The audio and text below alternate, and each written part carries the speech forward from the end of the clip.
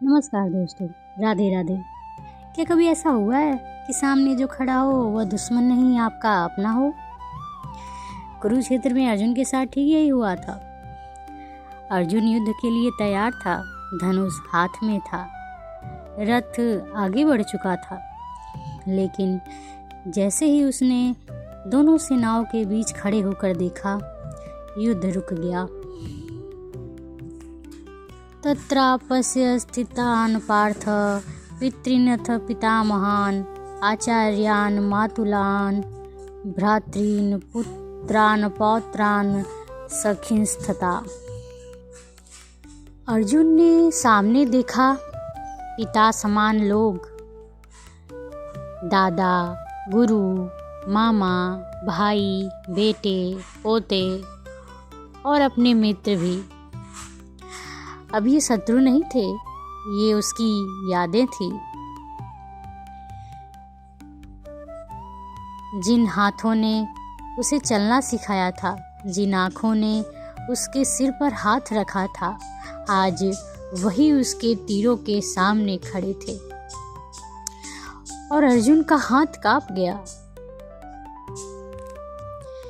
यह केवल अर्जुन की कहानी नहीं है दोस्तों, यह हमारी कहानी भी है। जब हमें सही का साथ देना होता है और सामने हमारे अपने खड़े होते हैं, तब निर्णय सबसे कठिन हो जाता है।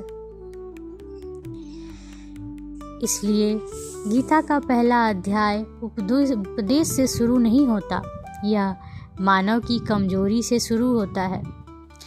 श्री कृष्ण यहाँ कुछ नहीं कहते, वे अर्जुन को टूटने देते हैं, क्योंकि जो भीतर से टूटता है वही सच्चे ज्ञान के लिए तैयार होता है।